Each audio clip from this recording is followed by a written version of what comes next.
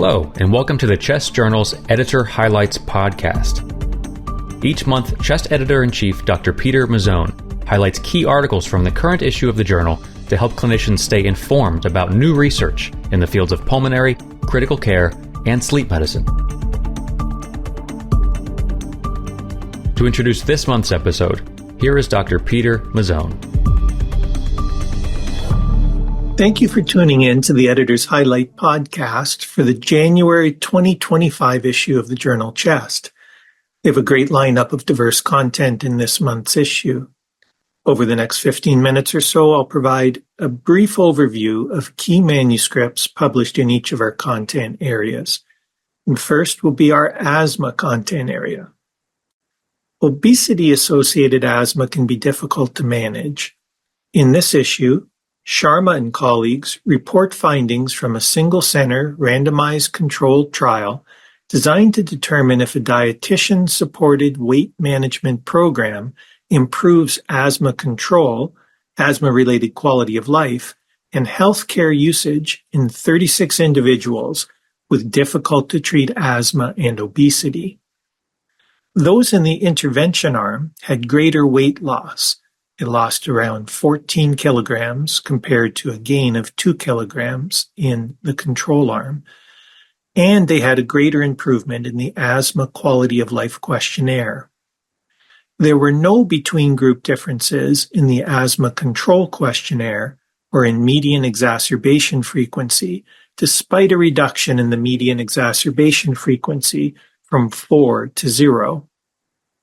These findings suggest that a dietitian-supported weight loss program can result in weight loss and improvement in asthma-related quality of life in patients with difficult-to-treat asthma and obesity. Next is our chest infections content area. The incidence and clinical characteristics of PJP colonization in patients with severe pneumonia is unclear. In this issue, Jiang and colleagues report findings from a multi-center, retrospective, matched study of patients with severe pneumonia who underwent BAL with clinical metagenomics in intensive care units from 17 medical centers, designed to identify the clinical features and outcomes associated with PJP colonization in individuals with severe pneumonia. Those with PJP colonization were more likely to be receiving immunosuppression, have a lower lymphocyte count, and have co-detection of other organisms, such as CMV, EBV, HHV6B, and HHV7. PJP colonization was an independent risk factor for mortality in the main and sensitivity analyses. These findings highlight PJP colonization as a risk factor for mortality in patients with severe pneumonia. Completing this section is an original research article that identifies plasminogen degradation by neutrophil elastase in pleural infections as a cause of intrapleural lytic failure. Our COPD content area is next. The responsiveness of various exercise tests to common COPD interventions has not been compared. In this issue, Harvey Dunstan and colleagues report findings from a trial that randomized patients with symptomatic COPD to 6 weeks of a LAMA, pulmonary rehab, or usual care, with participants completing multiple exercise tests pre- and post-intervention in order to determine which exercise test possesses the greatest sensitivity to change. In the 103 participants who completed the study, significant improvements in the incremental cycle exercise test, constant work rate cycle test, incremental shuttle walk test, endurance shuttle walk test, and 6-minute walk test were observed. The greatest improvements were seen in the constant work rate protocols, including the constant work rate cycle test and the endurance shuttle walk test by 42% and 41% respectively. The magnitude of change was greater after pulmonary rehab than bronchodilator therapy. These findings suggests that the endurance shuttle walk test and constant work rate cycle test are the most responsive exercise test protocols to LAMA and pulmonary rehab therapies. Also in this section are two additional original research articles. The first explored longitudinal changes in maximal forced inspiratory flow in clinical outcomes in COPD patients, and the second evaluated extracellular vesicle-encapsulated microRNAs and respiratory health among American Indians. Completing this section is a chest review that describes non-pharmacological palliative care for people with severe COPD. Next is our critical care content area. Multicenter randomized controlled trials of ultra-short-acting beta blockers in patients with sepsis and persistent tachycardia have reported conflicting outcomes. In this issue, Sato and colleagues report findings from an updated systematic review and meta-analysis of randomized controlled trials with trial sequential analysis designed to determine if the use of ultra-short-acting beta blockers, such as esmolol or landiolol, in patients with sepsis and persistent tachycardia improve mortality. 8 randomized controlled trials, including 885 patients, were included in the analysis. Ultra-short-acting beta blockers did not improve mortality significantly at the longest follow-up, with a relative risk of 0.84, and at 28 days, the relative risk of 0.77. Subgroup analyses suggested different outcomes between the single and multicenter randomized controlled trials, with trial sequential analysis showing the mortality outcomes were not robust. Sensitivity analyses suggested a significant mortality reduction when non-English language published randomized controlled trials were added to the analysis. These findings support the need for further studies on the use of ultra-short-acting beta blockers in septic patients with persistent tachycardia. Also in this section is an original research article that describes the incidence, risk factors, and long-term outcomes for extubation failure in obese ICU patients, a research letter that evaluates the impact of Dobbs versus Jackson on the future critical care workforce, and a special features article that describes the application of machine learning techniques and AI to point-of-care testing. On to our diffuse lung disease content area. Sarcoidosis and its comorbidities can lead to emergency hospitalization.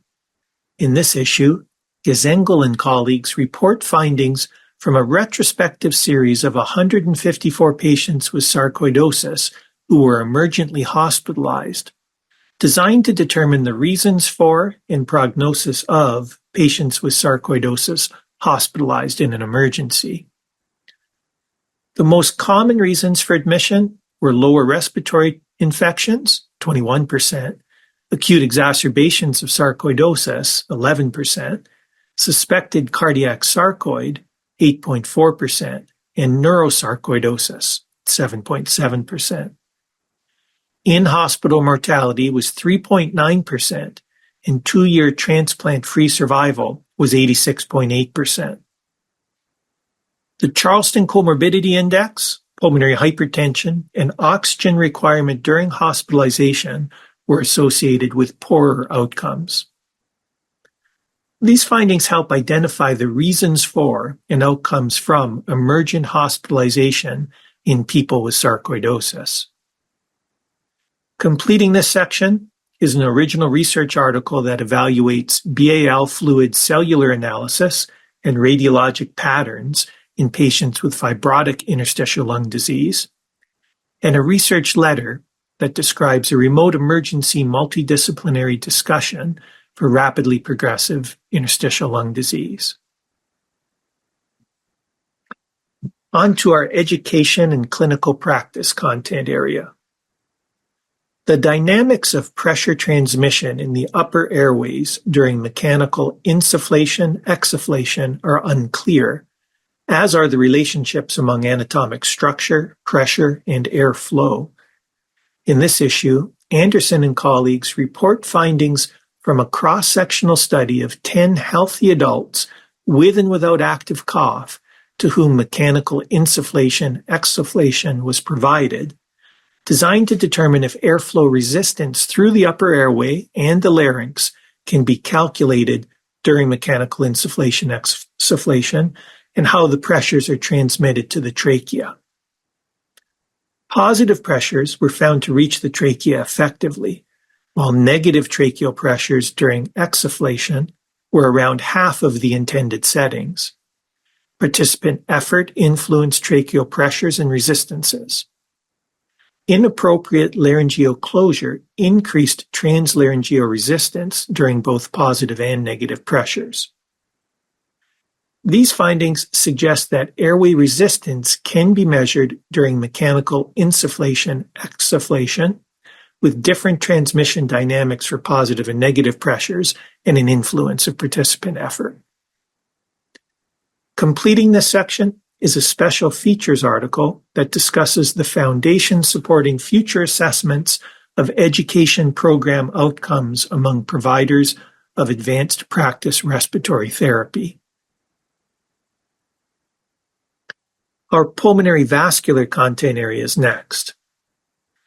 The impact of pulmonary hypertension targeting pharmacotherapy in patients with COPD and severe pulmonary hypertension is unclear. In this issue, Tello and colleagues evaluate data from 836 patients with COPD and pulmonary hypertension from the Pulmonary Vascular Research Institute Go Deep Meta-Registry to determine if pulmonary hypertension targeted therapy is associated with improved transplant-free survival in patients with COPD and pulmonary hypertension. The median age of patients was 66, FEV1 was 51% predicted, mean pulmonary artery pressure 35 millimeters of mercury, pulmonary vascular resistance of 5 Woods units, and cardiac index of 2.5. 5-year transplant-free survival was 42%, with pulmonary vascular resistance being the major predictor of outcome. The receipt of phosphodiesterase 5 inhibitor therapy was associated with significantly reduced mortality, with a hazard ratio of 0.65 overall and 0.83 after landmark analysis. These findings suggest patients with pulmonary hypertension and COPD have poor transplant-free survival and encourage the further evaluation of phosphodiesterase 5 inhibitor therapy in this group. Completing this section is a research letter describing misclassification of pulmonary hypertension with current hemodynamic criteria. On to our sleep medicine content area. There is little data on whether there are gender differences in outcomes of people with obesity hypoventilation syndrome. In this issue, Nowak and colleagues present results from a post hoc analysis of 2 obesity hypoventilation syndrome cohorts, 300 stable ambulatory patients and 1,162 hospitalized patients with acute on chronic hypercapnic respiratory failure, designed to determine if female gender is associated with worse outcomes in obesity hypoventilation syndrome. Women were older and more obese, at similar baseline PaCO2s in the ambulatory setting and higher PaCO2 in the hospitalized cohort. In the ambulatory setting, women had a higher risk of emergency department visits, but not hospitalization or all-cause mortality. In those hospitalized, a prescription for positive airway pressure therapy at discharge occurred less often for women, and there was no association with mortality after adjusting for age and gender. These findings suggest that gender is not associated with worse clinical outcomes, and that further evaluation of gender-related disparities in diagnosis and treatment of obesity hypoventilation syndrome is warranted. Next is our thoracic oncology content area. People with HIV are at increased risk for lung cancer and multimorbidity. In this issue, Murphy and colleagues report findings from a single-arm pilot trial of an HIV-adapted and personally tailored decision aid shared with 40 individuals with HIV who were eligible for lung cancer screening to determine if this tool improves shared decision-making outcomes. Participants showed improvement in validated knowledge measures with 60% relative improvement on the 12-question lung cancer screening knowledge test and 27% on the 7-question lung cancer screening knowledge score. Participants had low scores on the decisional conflict scale and high acceptability. 90% of patients underwent screening within 1 month of the visit. These findings indicate that this HIV-adapted and personally tailored decision aid can enable high-quality shared decision-making in this population.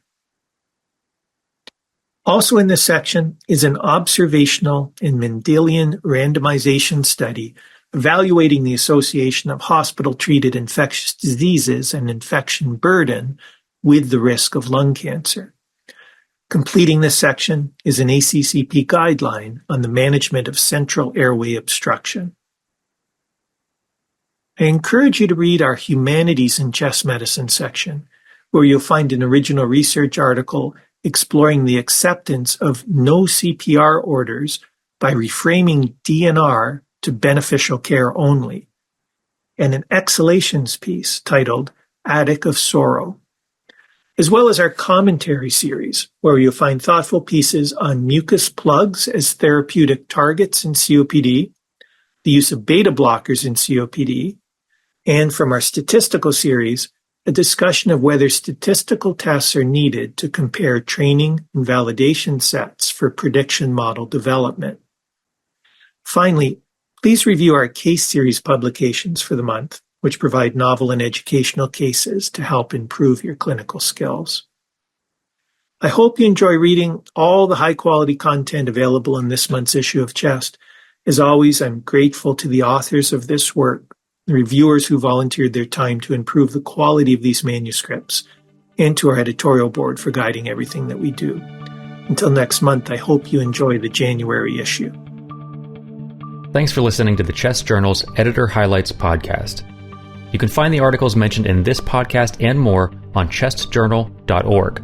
And if you're looking for more context and commentary on articles in the current issue, please check out the original Chest Journal podcast, which features in-depth discussions with the authors themselves.